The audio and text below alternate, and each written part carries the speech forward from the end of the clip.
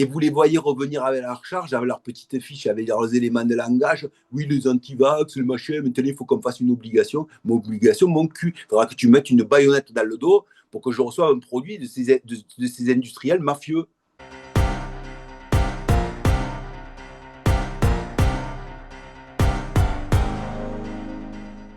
Bonjour Frédéric Beltra, je suis ravie de vous accueillir sur Tribune Libre ce 3 novembre après-midi 2025, bien sûr. Je vais d'abord dédier cette émission à toutes les victimes et familles de victimes des injections dites Covid-19.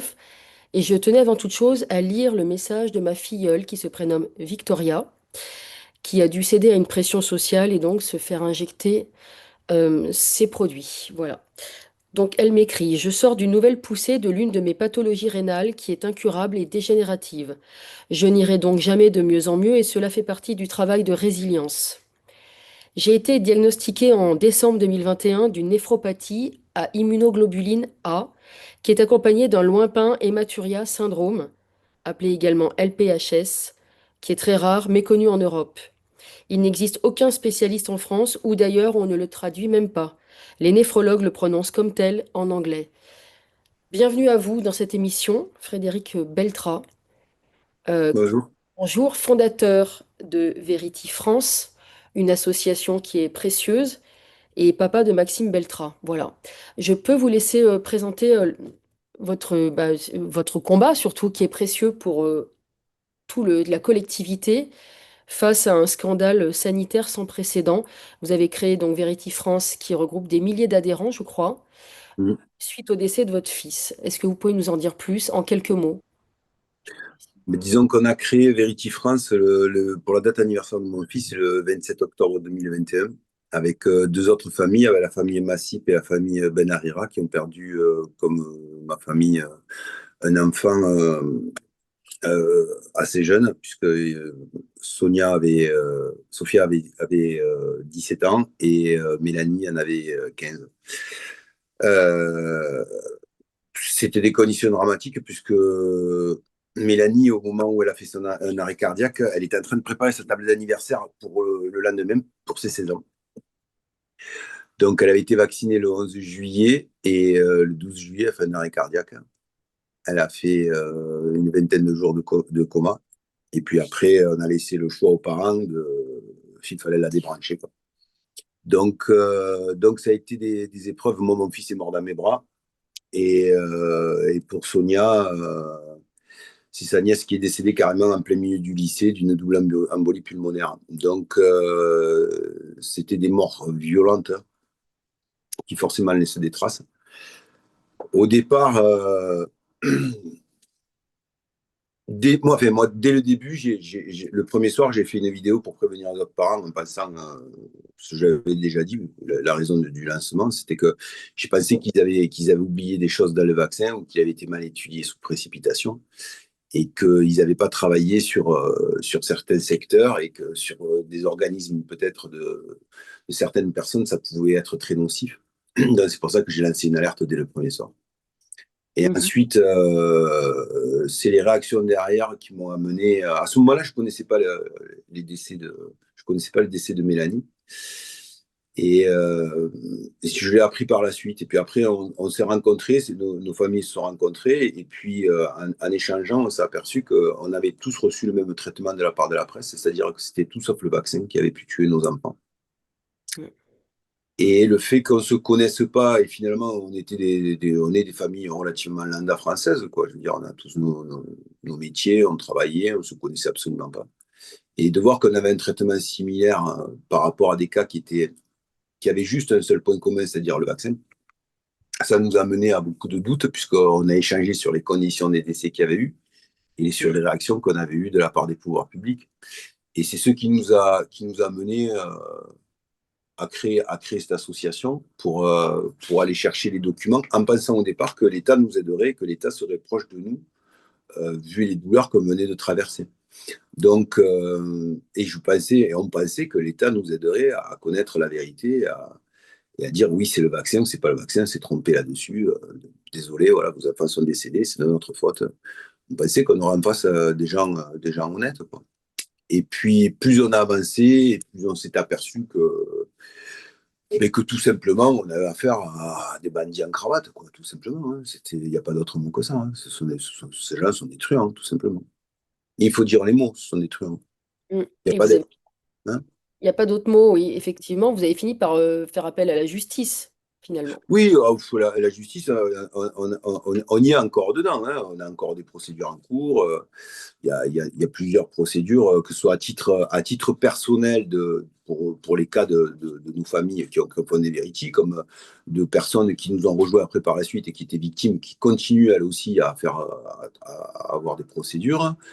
Après, on a eu Marc Doyer qui est venu, qui nous a rejoint très rapidement. C'est en octobre, début novembre 2021, il est venu nous rejoindre et il est devenu notre porte-parole, puisque lui, il a vécu. Nous, notre calvaire, ça va vous faire bizarre ce que je vais vous dire, a été de courte durée. Quoi. Ça a été de courte durée dans l'intensité, mais lui, il a vécu l'agonie de sa femme pendant 8 mois à son chevet. Quoi. Donc, moi, je ne sais pas si j'aurais pu supporter ça d'ailleurs. Mais donc, du coup, oui, il y a des procédures juridiques qui sont en cours. On en a fait plusieurs, on a fait des manifestations. Et chaque fois en face, on a eu affaire toujours aux mêmes réactions, c'est-à-dire des gens qui se défaussaient, qui évitaient, comme si on était des pestiférés, alors que nous sommes juste le résultat et la conséquence de leur inconséquence. Mm. On est juste la résultante de leur travail incompétent. Enfin, même pas incompétent, parce que maintenant, on a une preuve que c'est quand même intentionnel. Donc, Mm. c'était même pas incompétent, c'était voulu. Donc, on est, comme vous avez dit en ouverture, on est face au plus grand scandale sanitaire de l'histoire de l'humanité. Clairement, sans aucun doute. Il faudra des années pour qu'on puisse y voir plus clair dedans, pour que juridiquement il y ait des sanctions qui tombent. Les responsables, bien sûr, détournent la tête. Vous voyez, il y a eu un changement qui s'est fait à partir de 2024 et qui a été énorme sur le Covid. C'est quand la procédure de Liège s'est faite. Nous, on aime bien mettre les choses côte à côte. Oui, Et vous voyez, vous aviez jusqu'à fin 2023, Pfizer qui parlait énormément de l'efficacité. oui. La plainte belge qui a été portée par Frédéric Baldan au démarrage, Mm. elle a été faite en avril 2023. Et pendant 2023, il y a eu une enquête qui s'est faite jusqu'à ce que la Hongrie nous rejoigne et fournisse les documents, les fameux contrats que personne n'a jamais vus. Enfin, ou a vu par des fuites, mais qui n'ont aucune valeur juridique, parce que si c'est des contrats qui ont été obtenus par fuite ou par hacking, ils n'ont aucune valeur juridique derrière pour faire quoi que ce soit. Donc il fallait vraiment suivre la filière juridique légale et pleinement légale pour que ces pièces aient une valeur après dans d'autres procédures. Et quand vous regardez le parallèle entre le nombre de dépôts que Pfizer fait concernant l'efficacité et de communication qu'il fait concernant l'efficacité, sur le courant 2023, au fur et à mesure que la procédure de Liège monte en cadence pour arriver vers des jugements et vers des compléments d'enquête, vous avez une baisse proportionnelle de la communication de Pfizer autour de l'efficacité. Nous, on a Oui. fait, on a fait, on a fait ce travail-là. On a repris combien de fois ils avaient cité l'efficacité dans leur dépôt en 2021, 2022, 2023, 2024 et même 2025. Et au fur et à mesure qu'on voit que l'enquête devient de plus en plus sérieuse contre eux au niveau de Liège, cette communication baisse. Ils argumentent beaucoup moins sur l'efficacité pour en arriver pratiquement. J'ai un tableau, mais je ne l'ai pas sur cet ordi, je l'ai sur un autre ordi. Pour en arriver au final, au moment où on arrive pratiquement dans les jugements, à ce qu'il n'y ait pratiquement plus de communication au travers de l'efficacité. Donc ça, c'est cette inversion proportionnelle qu'il y a par rapport à la dangerosité juridique de la procédure et l'inversion de communication.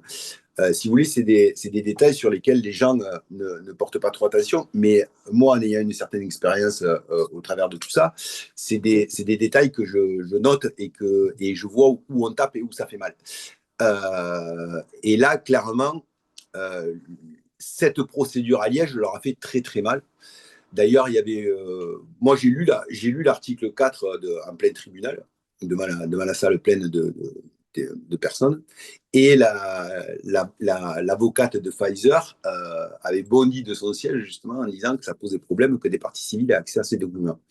Alors, Ce qu'il y a d'intéressant, c'est pour ça que j'avais fait une vidéo dernièrement, justement, pour me proposer à toutes les victimes de pouvoir les aider, puisque je suis un des rares à avoir obtenu, grâce à Frédéric Baldan et Diane Trotta, qui sont à l'origine de la plainte, ces documents.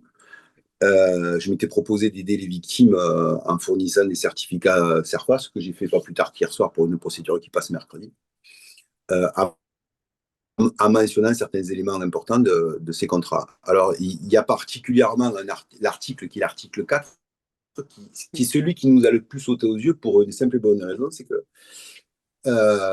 dans tous les articles qui sont cachés ou qui sont biffés, tous les éléments qui sont biffés, il y a une raison réelle de protection. C'est-à-dire que soit c'est des noms de personnes qui ont négocié, soit c'est les signataires, soit c'est des composants du vaccin, soit c'est des brevets, soit c'est des conditions de négociation de prix, de grille tarifaire avec des réductions proportionnelles au volume d'achat. Donc, on est sur ce qui est caché, peut avoir une justification qui est liée au secret des affaires au sens pur dont on l'entend. Par contre, l'article 4, lui, il n'y a aucune raison qu'il soit caché, si ce n'est le fait qu'on veuille dissimuler à la population certains éléments. Puisqu'il n'y a aucun élément dedans qui concerne soit les composants, soit les prix, soit la façon de fabriquer, soit des personnes qui sont impliquées dans les contrats. Mais par contre, il y a marqué dedans des éléments qui sont certainement qui auraient annihilé tous les efforts qu'ils avaient faits, puisque personne ne serait allé se faire vacciner très certainement en ayant connaissance de ces clauses-là, de cette clause-là. Puisque, notamment au dernier contrat, alors c'est répété dans les 3 contrats, mais notamment celui de février et celui de mai, il est marqué noir sur blanc que l'efficacité n'est pas connue à l'heure actuelle. Il n'y a pas mentionné pour des formes graves, où on a vu un vie réel, ou etc., etc. Or, les autres observations qui sont faites sont des éléments de communication avec des preuves échantillonnaires de la recherche à ce moment-là. Mais contractuellement, et c'est ce qui vaut pour les parties qui se sont engagées à signer ces éléments-là et à financer ces parties-là, ce qui vaut, c'est ce qui est marqué dans le contrat. Et dans la clause, il est marqué l'efficacité est inconnue, l'efficacité du vaccin est inconnue à ce jour.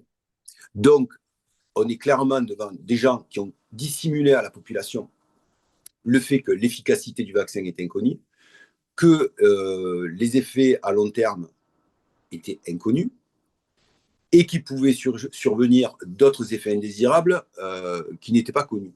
Donc, avec ces trois éléments-là, je pense que 90% de la population française aurait été anti-vax. Parce qu'en face, dès 2020, on avait un calibrage qui avait été fait par le CDC mentionnant les tranches d'âge qui étaient touchées par le Covid et qui mouraient. Et c'était très majoritairement marqué vers les personnes de plus de 65 ans. Par la suite, ils nous ont vendu un vaccin sûr et efficace. Donc, sûr, il ne l'était pas, puisqu'ils ne connaissaient pas les effets à long terme. Efficace, ils ne le savaient pas non plus, puisque l'efficacité était inconnue. Et sur la transmission, ils savaient dès le début que la transmission n'avait pas été étudiée.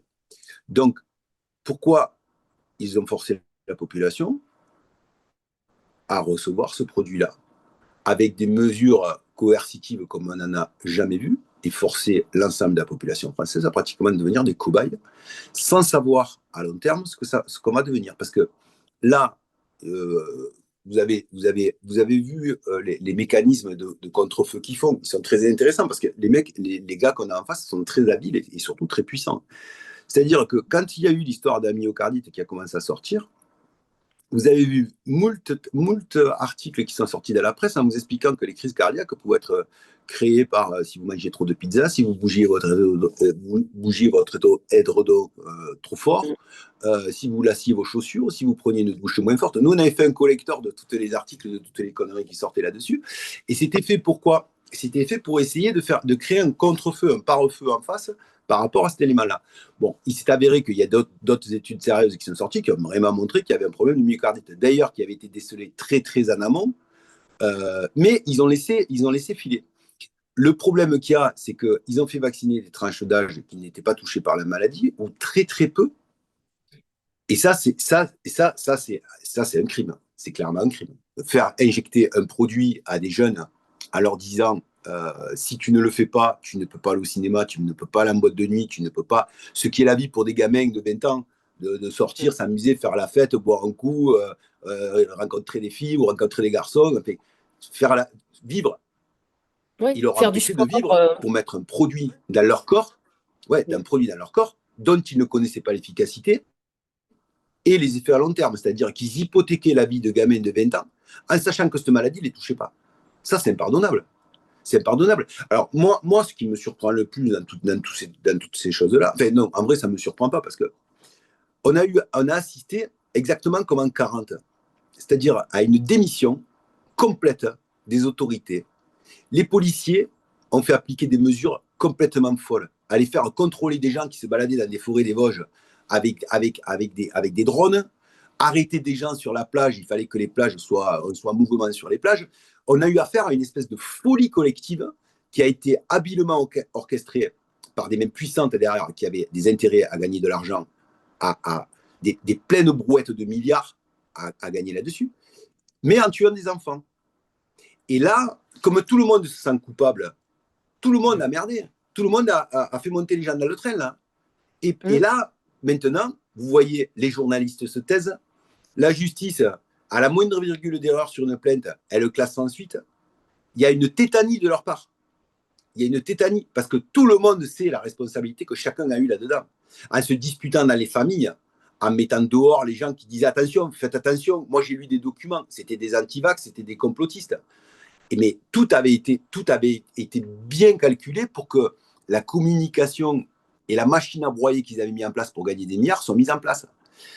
Le problème, c'est qu'il manque beaucoup de gens, notamment des journalistes, parce que regardez maintenant depuis 2024, alors ils nous refont les sorties au tonal pour essayer de nous carrer leur vaccin une fois de plus, parce qu'ils essayent de faire comme avec la grippe, de mettre un vaccin avec une récurrence pour ouvrir un nouveau marché sur une deuxième maladie avec une récurrence pour essayer. Bon, ils voient bien que chaque fois qu'ils tentent, ils se font casser la bouche parce qu'ils sont tellement prévisibles qu'on anticipe avant eux. Ils commencent leur campagne en octobre, nous on commence la nôtre en septembre et on commence à les démolir. Cette année, c'était sur les cancers, ce qui est vrai, puisqu'il y a eu quand même des études massives qui ont été faites sur les cancers. Et ils n'ont pas eu de chance, c'est sorti en début septembre. Donc, du coup, les gens, en entendant dire le vaccin Covid, il risque de vous donner le cancer, ça ne donne pas trop envie d'y aller. Et on joue sa chance avec le Covid. Donc, mais eux, ils essayent, ils vont continuer encore pendant des années de nous l'instaurer dans un calendrier régulier. Vous voyez que maintenant, les soignants refusent le vaccin pour la grippe. Alors, quand vous lisez les résultats des vaccins pour la grippe, celui de cette année, il n'est pas florissant. Ils nous parlent de 17 000 morts. Vous allez voir sur les stats officiels, il y en a 296 qui sont enregistrés. Donc, on a affaire à des manipulateurs. On a affaire à des menteurs, des manipulateurs qui sont adoubés par les autorités sanitaires qui sont chargées de nous protéger. C'est là que c'est complètement fou. C'est là que c'est complètement fou. Parce que l'autre jour, j'écoutais, il y avait un député qui parlait, qui disait oui, vous comprenez ce que dit la HAS, ou je ne sais pas quoi. Oui, la HAS, il faut en tenir compte, c'est important. Mais pourquoi vous avez entendu parler, la HAS, qui vous disait que les vaccins étaient inefficaces, qui ne connaissaient pas l'efficacité Vous en avez entendu parler de ça, vous De l'efficacité sur le Covid? Ils n'en ont pas parlé, la HAS. La HAS a émis des recommandations sans même lire les contrats et les clauses qu'il y avait dedans. Donc, moi, je veux savoir comment ces gens protègent notre santé, parce que moi, je l'ai payé le prix du sang. Hein. Mon fils dans mes bras, avec la gorge ouverte, avec une trachéotomie. Donc, moi, ces choses-là, il n'y aura pas de pardon. Hein. Il faut bien qu'ils se rentrent dans la tête. Et là, ce qu'on est en train de faire, comme en France, apparemment, on a affaire à beaucoup de nuques, que ce soit au niveau, comme j'ai dit, médiatique, au niveau politique, ou même au niveau administratif, parce qu'à un moment donné, la justice devrait bouger. Et moi, je suis toujours attendre de voir qu'un juge m'envoie une lettre à la maison en me disant, monsieur, je vous convoque parce que je veux entendre ce que vous avez à dire et je veux voir vos documents. Pour moi, il n'y en a pas un qui bouge le petit doigt. Donc en vrai, moi, je suis dans l'attente. Qu'il y a un juge qui me convoque, qui me dise, monsieur, je veux avoir accès à ces éléments pour voir ce qui se passe, pour voir ce qui s'est passé. Et vous n'en avez pas un qui bouge. Alors, il va falloir que je les saisisse. Alors, comme en France, ils ne bougent pas trop, là, on a 6 pistes différentes aux États-Unis qu'on a saisies. Et on va bien voir s'il y en a un qui réagit aussi de leur côté. À mon avis, de leur côté, ça va réagir parce qu'il y a déjà des commissions Covid où ça sent le règlement de compte pour faire aussi pour certains membres des gens qui ont participé là-bas côté américain. Donc, on va aller chercher une condamnation de Pfizer et des gens qui ont fonctionné là-dedans, parce que ce qu'il faut faire, c'est la différence entre Pfizer même et l'équipe dirigeante qu'il y a.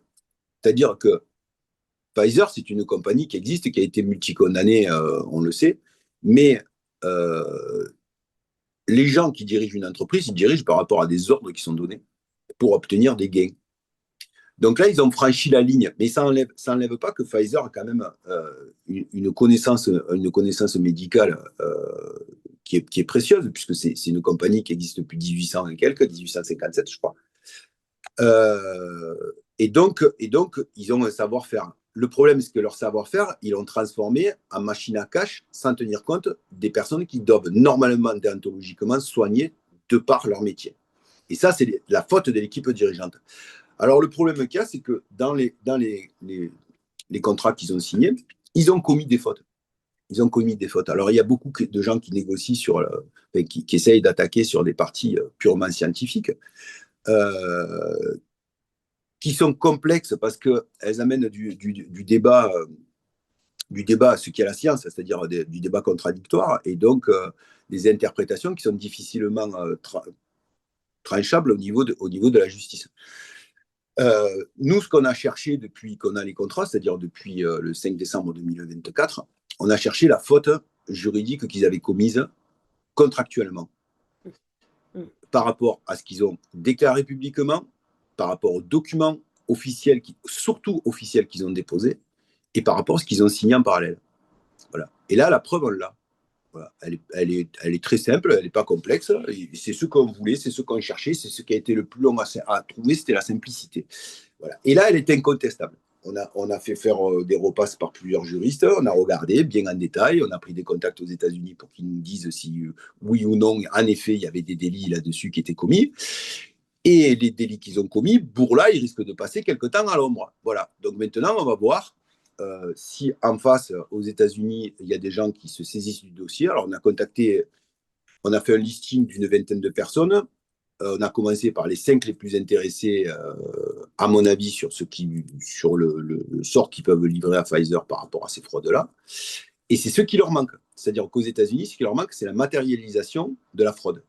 Donc, vous avez un procureur au Texas qui est attaqué sur l'efficacité, mais il n'a pas la matérialisation de la fraude qui a été commise. Puisque lui, il attaque sur l'aspect de l'analyse des taux d'efficacité qu'il pouvait y avoir. Mais en face, il n'a pas le document, puisque aux États-Unis, les contrats ne sont pas connus, il n'a pas le document mentionnant que Pfizer a signé en disant qu'il ne connaissait pas l'efficacité. Donc ça, c'est des éléments qu'on a transmis déjà à la justice. On attend de voir l'interprétation que vont faire de ce côté-là. Et puis, en fonction de ça, après, vu que le Merlus, il est venu des États-Unis, parce que ça part des États-Unis, le bordel, la censure part des États-Unis, tout ce qui s'est passé est parti des États-Unis. Donc maintenant, c'est à eux de nettoyer leur marée et de faire en sorte que le dommage qu'ils ont porté à la population mondiale ne se reproduise plus, notamment avec les gains de fonction comme ils les ont fait et avec tout ce qui s'est passé. C'est à eux de faire. Est-ce qu'ils le feront?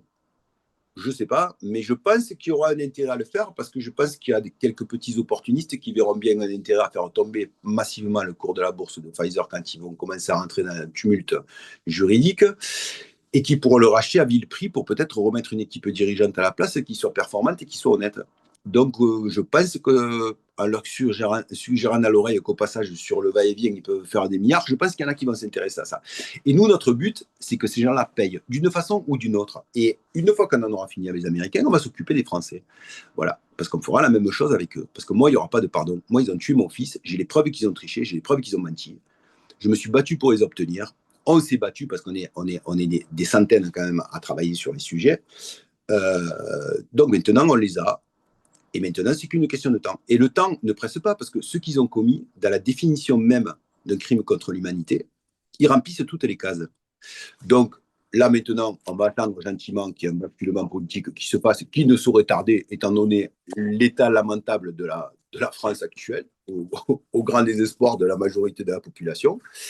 Et une fois que ça aura basculé, on verra si ceux qui arrivent au pouvoir sont intéressés pour enfin qu'il y ait quelque chose qui puisse finalement apaiser un peu la population, ou s'ils continuent sur la même dynamique de conneries que les autres ont mis précédemment.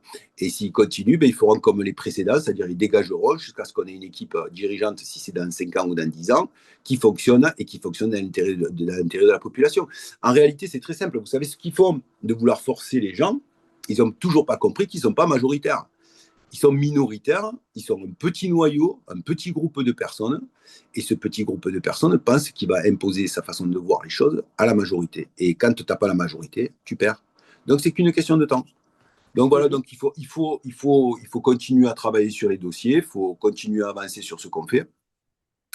Et puis après, là, maintenant, les éléments, on les a clairement. Il y a plus l'ombre d'un doute, hein. Quand vous savez qu'on vous a forcé ouvertement, en vous invectivant, en vous supprimant toute joie de vivre, toute possibilité de travail pour vous mettre un produit dont on ne connaît pas l'efficacité et dont on sait, puisque même Delfrécy l'a avoué à demi-mot par la suite en disant oui, on s'est trompé sur la transmission. Non, il ne s'était pas trompé du tout, ce gars. Ça, c'est pareil, c'est un mensonge. Le bonhomme, quand il vous dit on s'est trompé sur l'efficacité. Non, non, vous n'êtes pas trompé sur l'efficacité. Au démarrage, vous saviez que l'efficacité n'avait pas été étudiée. Et vous avez fait un pari sur ma santé, sur celle de mon fils, sur celle de ma femme, sur celle de mes enfants et sur celle de milliers d'autres familles françaises. Et ça ne se pardonne pas. Ce qu'il fallait, on est des grandes personnes, on est des adultes. Vous nous parliez comme à des adultes.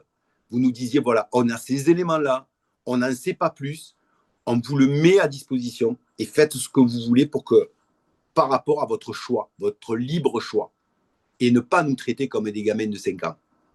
Voilà. Moi, je suis un homme mature, hein, j'ai 56 ans, hein, les choses, je les comprends, je n'ai pas besoin qu'on me traite comme un gamin de 12 ans. Alors, leur système d'infantilisation permanent, en disant, moi, parce que j'ai fait 5 ans d'études, je suis plus capable de comprendre que lui, moi, je peux vous dire un truc, je n'ai pas fait médecine, mais les 4 dernières années que je viens de faire, c'est comme si j'avais fait les 4 premières années de médecine, hein, et je suis à la vitesse de l'éclair. Donc, quand je les entends, ces gens-là, qui sont tout le temps, parce qu'ils ont fait 5 ans d'études, ou qu'ils ont fait l'ENA, ou qu'ils ont fait Sciences Po, ou X, qui se pensent largement supérieurs à la moyenne de la population, je vous garantis que dans la population, il y a des gens qui sont très, très brillants, très, très brillants, et qui choisissent de ne pas rentrer dans cette espèce de marécage que c'est un nid à alligator. Donc, euh, et ces gens-là confondent si vous voulez, notre tolérance avec un manque d'intelligence de notre part, ce qui est une grossière erreur de leur part. Donc, là, maintenant, nous, on va continuer à avancer. Il n'y a plus rien qui presse, c'est lancé. C'est bloqué parce qu'ils vont jouer la prescription, parce qu'ils sont malins, donc ils avaient tenté la prescription, puisqu'il y a une partie qui doit tomber en prescription en mai 2026. Mais les plaintes seront posées avant, bien comme il faut, bien dans les bureaux qu'il faut, comme j'avais dit qu'on ferait. Donc voilà, donc il y a des gens actuellement aux États-Unis qui sont en train de s'en occuper pour nous. Maintenant, j'attends juste les retours, que les retours se fassent. Mais il faut qu'ils payent, il faut qu'ils payent, il ne faut pas qu'il y ait de pardon. Et vous voyez leur silence coupable et peureux, c'est affligeant. Tous ces gens-là qui avaient une morgue, avaient la bave aux dents, la bave aux lèvres, aux émissions de télévision quotidiennes, en train de vous dire oui, mais les anti-vax, c'est eux qui remplissent les services d'urgence. C'était que de la foutaise. Ils savaient sur les documents que l'efficacité était inconnue. Mais vous vous rendez compte le niveau de ces gens? Mais quand à la rigueur, vous imposiez quelque chose à quelqu'un en disant écoute, tu penses ce que tu veux, mais je sais que c'est efficace pour ton bien et je vais le faire quand même, ça, c'est une chose qui est positive. Mais quand tu forces des gens en sachant que tu ne connais pas l'efficacité, tu sais que la transmission, elle ne fonctionne pas, tu sais que ça va flinguer le cœur des enfants parce que les myocardites, les signaux de myocardite sont détectés prématurément très tôt et que derrière, tu continues à t'ensevelir dans la boue en traitant les gens de tous les noms parce qu'ils refusent. Mais c'est quoi? C'est des malades mentaux, ces gens. C'est des malades mentaux avec des égaux grands à la taille de l'Antarctique.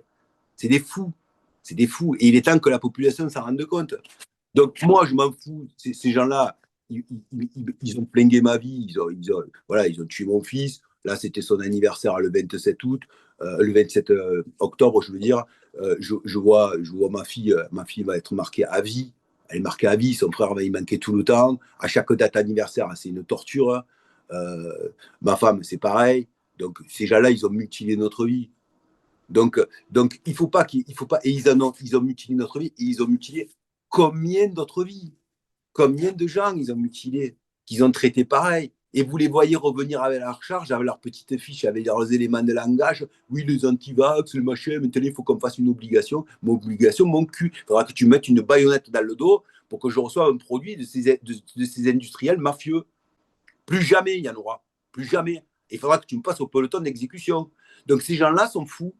Tout simplement fous. Le pouvoir leur a donné, les a rendus fous à ces gens. C'est aussi simple que ça. On a affaire à des gens qui sont devenus complètement fous, qui pensent que parce qu'ils votent des lois, ils décident. Mais ils ont qu'en quelque sorte le pouvoir de nuisance qu'on leur accorde. Moi, aujourd'hui, je suis en France. Là, je prends un billet dans 1 heure et demie. Je suis à 2000 km d'ici. Hein, et je ne reviens plus. Ils n'ont aucun pouvoir de nuisance sur moi. C'est le pouvoir qu'on leur accorde. C'est là qu'ils inversent les choses. Ils n'ont pas compris que c'est nous qui avions la gentillesse de leur accorder un certain pouvoir. Mais là, ils ont outrepassé les bornes. Et ils continuent parce qu'ils sont tellement ensevelis par la corruption, par les financements que les labos leur font pour payer leurs petites études, pour que leurs petits égaux, quand ils vont les grands dîners en ville, en disant oui, mais je suis chef de recherche de ci, chef de recherche de ça. Alors que les mecs, ils se branlent les cakes dans un labo avec une éprouvette pendant tout un mois en étant incapable de sortir un document au bout de 20 ans de recherche. Mais par contre, ils brillent en société, ils sortent, ils se racontent dans les bons restaurants, vous comprenez. Et tout ça, c'est à notre détriment. Et l'erreur qu'ils ont commise, c'est qu'ils sont venus tuer des membres de nos familles, ces gens. Voilà. Et là, ça ne peut plus fonctionner. Ça ne peut plus fonctionner. Et moi, je suis surpris de voir la passivité de la population parce que ce qu'on a entrepris, nous, en partant de la famille, parce que Sonia et Guy, ils se battent pareil que moi. Hein.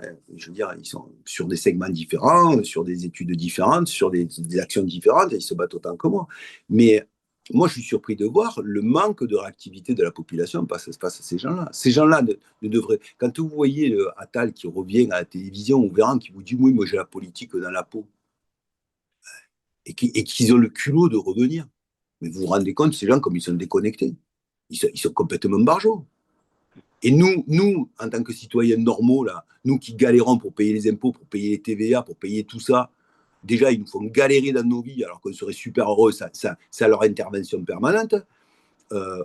On doit les écarter des postes de pouvoir, ces gens-là. Habitat aeternam, ils ne doivent plus jamais pouvoir y revenir.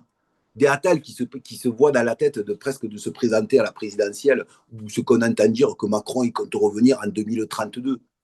Mais c'est à nous de dire non. C'est à nous de dire stop, là, les gars, mettez le feu, vous faire soigner à l'asile. Hein. Ça va plus, là, ce que vous faites. Ça va plus. Vous faites du mal à la population que vous êtes à qui vous êtes censé faire du bien. Oui. Et rendre des comptes. Combien il y a d'adhérents dans votre association Vérity France qui est Je sais assez. pas, moi, j'ai jamais ouais, un paquet, rien À que peu sur près, on à est peu suivi près sur les réseaux sociaux. Ouais, ouais. Non. Nous, on a plusieurs des milliers, interactions de partout. Hein. Comment? plusieurs milliers Oui, d'adhérents. oui, oui, oui, oui. Oui, oui non, mais moi, pas des choses auxquelles je porte attention parce que je ne voulais pas quelque chose de structuré au démarrage. Je l'avais Mhm. dit dans une émission, je savais très bien que en face d'eux, il ne fallait pas que je fasse une armée régulière parce qu'ils ils ont l'habitude de les détruire. Donc, ce qu'il fallait qu'on fasse, c'était des scènes d'abeilles qui attaquent. Et les scènes d'abeilles, ils leur piquent bien le cul parce qu'on voit que maintenant, ils sont en train d'essayer de mettre la main sur les réseaux sociaux parce que justement, cette chose-là, j'avais bien anticipé avec la montée en puissance des réseaux, des médias alternatifs. Là, ils ne savent pas trop comment faire parce qu'ils se font piquer dans tous les sens. Et puis, c'est surtout que ce qu'on a lancé, nous, avec Vérité au démarrage, il y avait des gens déjà qui étaient dans la bataille avant nous. Hein, dès 2020, vous aviez des gens qui s'étaient levés. Il y avait des scientifiques qui s'étaient fait passer à la moulinette, mais qui s'étaient levés courageusement pour aller les affronter. Mais par contre, quand nous, on a lancé avec la légitimité des victimes, ça n'a plus été la même chose. Et ce que ça a fait aussi, c'est que ça a servi de fer de lance et ça a ouvert des secteurs pluridisciplinaires où maintenant vous avez des gens qui parlent du climat et qui amènent des éléments aussi concrets que ceux qu'il y avait pendant le Covid. Parce Ouais. que Mm. c'est des sujets que moi je survole, mais bon. Notamment sur le climat, après sur des problèmes sociétaux. Maintenant, vous avez sur les aspects fiscaux, vous avez des gens qui étaient dans la société civile, qui étaient discrets et qui ne rentraient pas dedans. Là, j'ai vu un monsieur, là, pareil, dernièrement, qui était en train de s'y mettre, je crois que c'est pas monsieur Lévesque, un truc comme ça. Là. Pareil, il y en a qui commencent à se lever, hein, parce qu'il y en a qui disent maintenant, stop vos conneries. Hein. C'est pas Mm. parce que vous faites 5 ans d'études que derrière, vous allez nous en pourrir 60. Hein. Donc, il faut que la population réagisse. Donc, il y a une modification profonde de la société qui se fait. L'atomisation qu'il y a avant, c'était cloisonné, c'était structuré par des canaux qu'ils avaient bien maîtrisés, c'est-à-dire les syndicats, ils avaient acheté.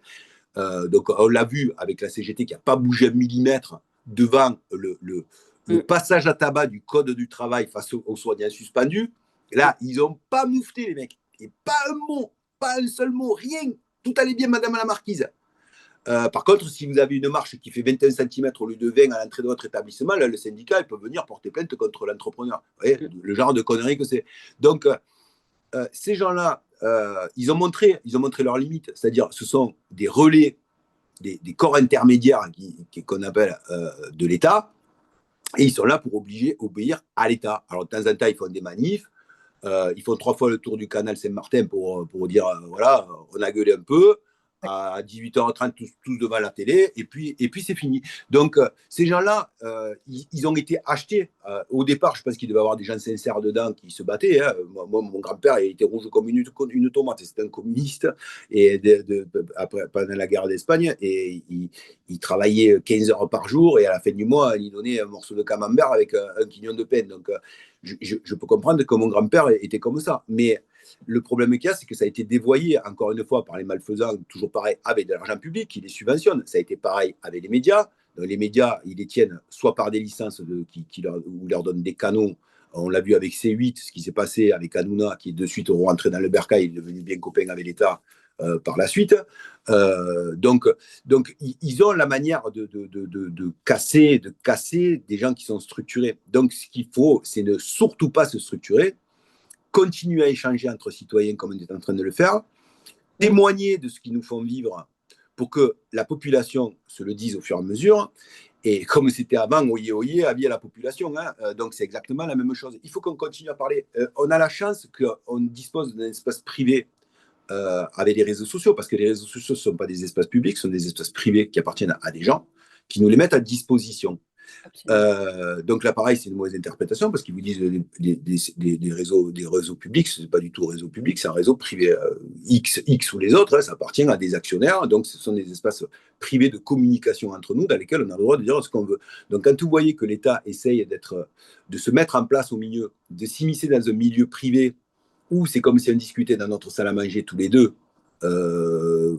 quand on discute sur X, en vrai, c'est comme si on discutait tous les deux dans notre salle à manger, puisque c'est un espace privé, au sens juridique du terme. Hein. C'est privé, ça appartient à une compagnie, ça appartient à des actionnaires, il n'y a rien de public là-dedans.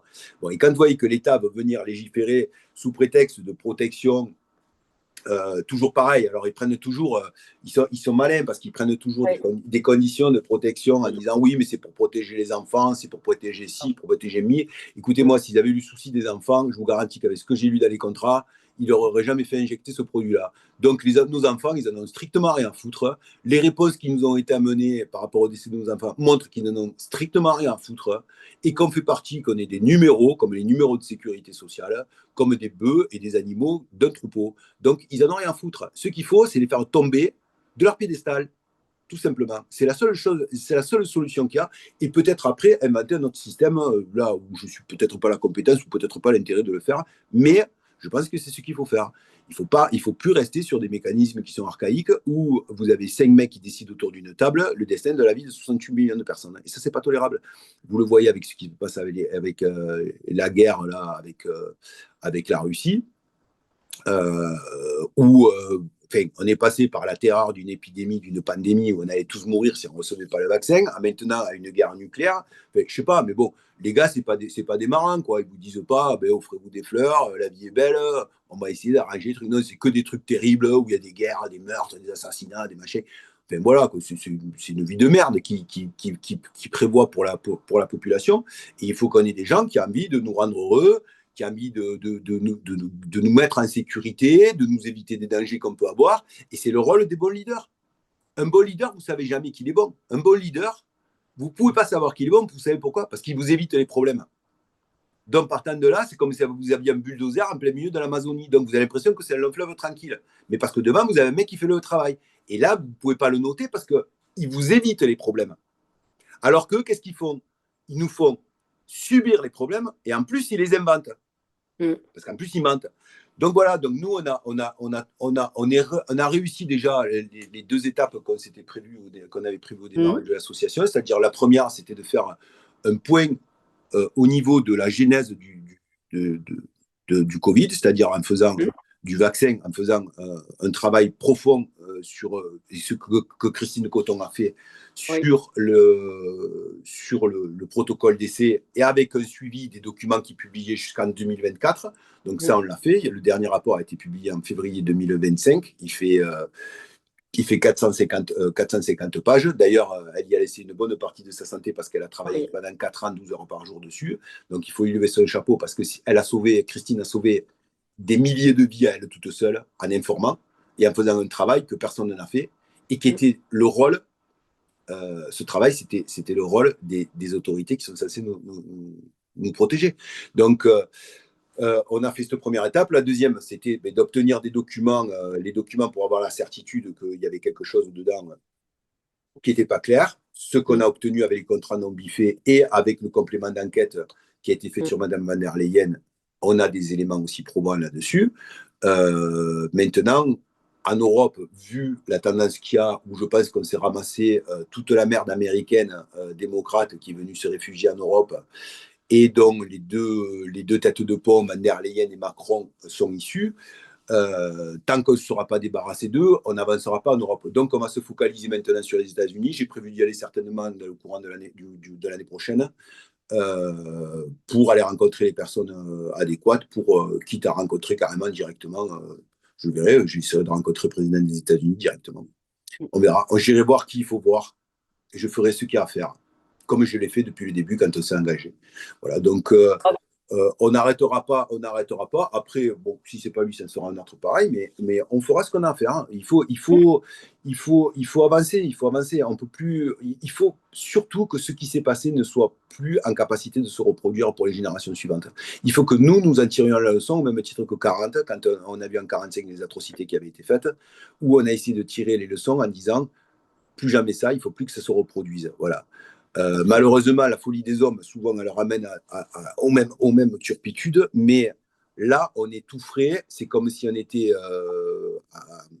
en 1945, on va dire. Donc, il faut qu'on tire les enseignements de ça, que nous, population, on pousse pour inventer des structures qui permettent de contrôler. Moi, j'envisage avec l'association de créer une fondation avec des scientifiques intègres et complètement indépendants pour qu'ils contrôlent tous les médicaments qui sont mis sur le marché, c'est-à-dire en France, pour protéger la population, avec des lectures de... Donc ça, c'est un projet qu'on va essayer de faire dans les 5 ans qui arrivent. Ensuite, j'ai pour intention quand même de laisser une trace dans l'histoire de France avec un monument sur lequel on mettra le nom de toutes les personnes qui ont participé à cette folie vaccinale pour que les générations suivantes puissent le lire. Moi, j'aime bien les choses qui sont écrites dans la pierre. C'est comme ça qu'on peut voir ce qui s'est passé encore en Égypte 3000 ans après. Et j'espère que les Français pourront savoir ce qui s'est passé à cette période-ci, avec la folie, avec la frénésie qu'il y a eu financière, qui a poussé des gens à faire injecter des produits dont on ne connaissait rien et qui peut-être vont modifier le génome des générations suivantes. Donc tout ça, il faut que ça reste acté, il faut que ça reste marqué. Ça paraît peut-être un peu extravagant comme procédé, mais c'est justement notre extravagance qui a permis de créer l'association avec la puissance qu'elle a actuellement. Donc voilà, et on voit qu'on est puissant pour la simple et bonne raison, c'est qu'il nous évite comme la gale. Donc ça, c'est des signes qui ne trompent pas. En principe, ils se rapprochent tout le temps de gens qu'ils ont dans la main. Nous, ça veut dire qu'ils ne nous ont pas du tout dans la main. Donc, quelque part, c'est rassurant. Je vous remercie infiniment. Vous êtes un homme debout et vous menez un combat admirable, en tout cas précieux pour le collectif. Je tenais à vous remercier. Merci à vous. Un grand merci, Monsieur Beltra.